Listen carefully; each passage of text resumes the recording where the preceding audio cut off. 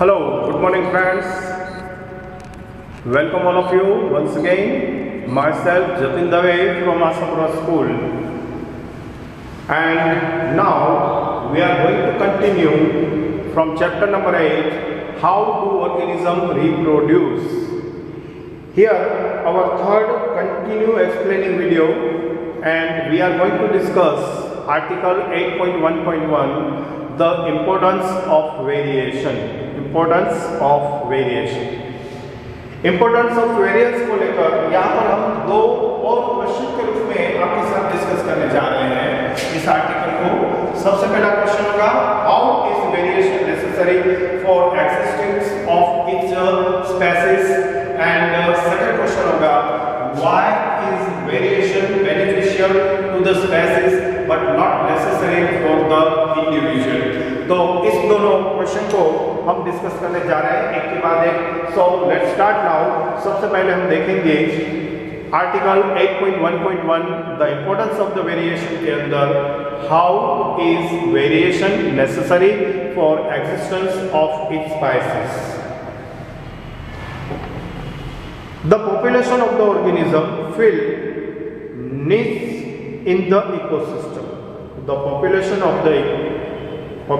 the organism fill niche in the ecosystem. हमारा जो ecosystem है इसके अंदर पॉपुलेशन ऑफ द ऑर्गेनिज्म है, ये बहुत ही अगत्य का काम करता है।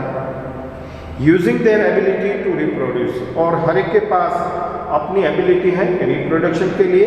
During the reproduction the constituency of the DNA कॉपिंग is important for the maintenance of the body design. जब रिप्रोडक्शन प्रोसेस चलता है तब कंस्टिट्यूएंसीज ऑफ द डीएनए कॉपिंग का सातत्य रहना, ये सबसे बड़ी बात है बॉडी डिजाइन को मेंटेन करने के लिए। And this allow the organism to use the particular niche, और इसी के कारण ऑर्गेनिज्म है is use to particular niche, और इसीलिए उसको एक पर्टिकुलर डिजाइन के साथ जाना होता है, एक पर्टिकुलर डीएनए कॉपी के साथ जाना होता है। Thus, the stability of the population of species in particular niche are maintained by the process of the reproduction. तो कहने का मतलब यह है कि पॉपुलेशन ऑफ द स्पीशीज, कोई भी जाति की जो संख्या है वो संख्या पर्टिकुलरली डिपेंड करती है, मेंटेन होती है through the process of the reproduction. दूसरी बात, there are chances that niche can change due to the reason beyond the control of the organism. यहाँ पर एक बात और भी है, यहाँ पर एक चांसेस है, neck can be changed due to the reason.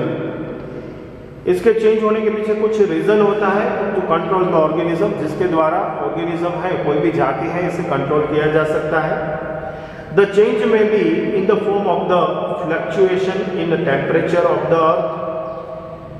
ये चेंजेस शायद हो सकता है form of the fluctuation in temperature, पृथ्वी का जो तापमान है उस तापमान में फेरबदल होने से, कम या बढ़ने से भी हो सकता है।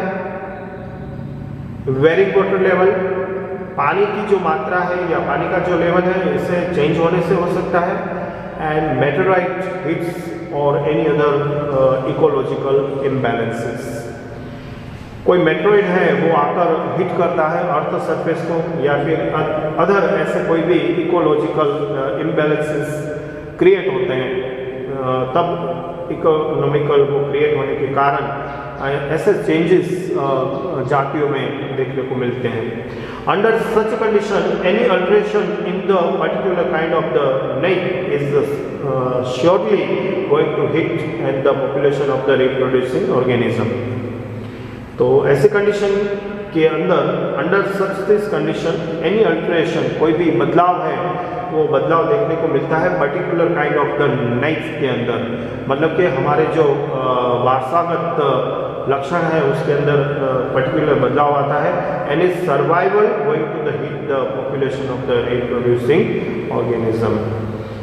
The affected population may be wiped out due to this, और इस हालत के अंदर जो भी स्पेसिस हैं, पॉपुलेशन ऑफ द स्पेसिस, वो इफेक्टेड होती हैं, वो वाइप आउट कर जाती हैं, and few individuals of this population with some variation in the DNA may survive. और इसमें से कुछ ऐसे होते हैं जिसके पास डीएनए कॉपिंग है वेरिएशन के साथ, जो कि उसके लिए बेनिफिशियल है। तो ऐसे स्पेसिस जो होते हैं, पॉपुलेशन ऑफ द स्पेसिस, ये डीएनए की वजह से सर्वाइव कर जाती हैं।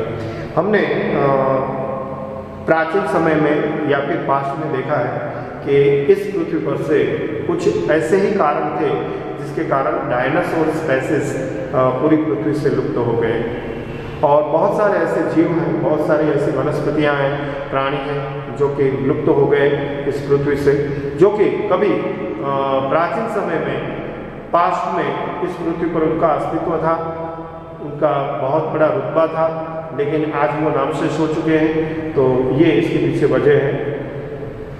एग्जाम्पल की बात करेंगे तो population of the bacteria living in water with the moderate temperature. Population of bacteria है वो मॉडरेट टेम्परेचर के साथ पानी के अंदर अपने आप को सर्वाइव कर सकते हैं। Because of the global warming the temperature of water में भी इंक्रीजेस। लेकिन जैसे कि हम जानते हैं इन्वायरमेंटल इम्बैलेंसेस की वजह से, ग्लोबल वार्मिंग की वजह से जो एवरेज टेम्परेचर है वाटर का वो इंक्रीज हो रहा है, एंड देयरफॉर मेनी बैक्टीरिया में डाई। इसकी वजह से बहुत सारे बैक्टीरिया मर रहे हैं, but few temperature resistance bacteria में सर्वाइव एंड ग्रो फर्दर। लेकिन इसमें से कुछ ऐसे भी बैक्टीरिया होंगे जो variation in the copy of the DNA की वजह से सर्वाइव कर जाएंगे इस टेम्परेचर को, और सर्वाइव करने के बाद उसका ग्रो होगा फिर से एक बार, और इस तरह से ये स्पाइसेस हैं वो आगे बढ़ेंगी। दस the variation is useful for the survival of the spices. तो ये कारण होता है जिसके कारण वेरिएशन है वो यूजफुल बनता है सर्वाइवल ऑफ द स्पाइसेस के लिए। ओके, एक और क्वेश्चन हमें डिस्कस करना है, why is the variation beneficial to the spices.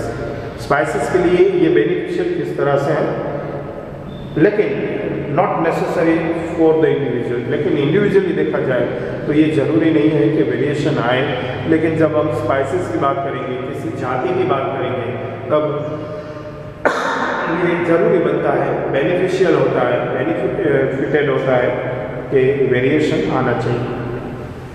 When the reproduction take place, जब रिप्रोडक्शन होता है, new DNA copies are generated. जैसा कि हमने पूरी डिस्कस में देखा है कि रिप्रोडक्शन का मतलब ही होता है डीएनए की न्यू कॉपी जनरेट होना, and they may show some amount of variation. और जब ये डीएनए कॉपी जनरेट होती है, क्रिएट होती है, तो इसके साथ साथ कुछ मात्रा में वेरिएशंस भी आते हैं। The variation may not be beneficial for an individual, लेकिन व्यक्तिगत तौर पर देखा जाए तो ये वेरिएशन कुछ खास उपयोगी नहीं बनते, एडवांटेजेस नहीं देते। But when such variation go on the accumulating over a longer time span, लेकिन जब लंबे समय तक ऐसे वेरिएशन चलते रहते हैं, ऐसे वेरिएशन आते रहते हैं, दे में चेंज द स्पेसिस।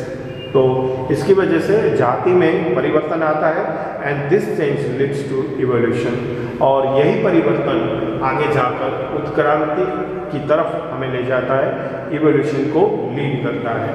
तो ये था इसके कारण। डियर फ्रेंड्स, इस वीडियो में सिर्फ यहाँ तक। जैसे कि हमने आपको बताया, आज हमने न्यू लेसन शुरू किया है, हाउ डू ऑर्गेनिज्म रिप्रोड्यूस, जिसमें हमने कंटिन्यू आपके साथ 3 एक्सप्लेनिंग वीडियो शेयर किए, और 3 वीडियो के माध्यम से हमने आर्टिकल 8.1 को कंप्लीट कर दिया है, जो कि कंसिडर है आपके सिलेबस के हिसाब से। और इसके साथ जो मेन 6 क्वेश्चंस रिलेटेड बनते थे, उसी क्वेश्चन के आधार पर साथ में हम डिस्कस करते रहे हैं। फिर से एक बार उम्मीद करते हैं आपने ऑल 3 वीडियोस को अच्छी तरह से केयरफुली सुना होगा, समझा होगा, और साथ में क्वेश्चंस भी नोट डाउन कर लिए होंगे। So please write down answer in your notebook. Okay, आपका धन्यवाद करते हुए आज के लिए सिर्फ इतना ही।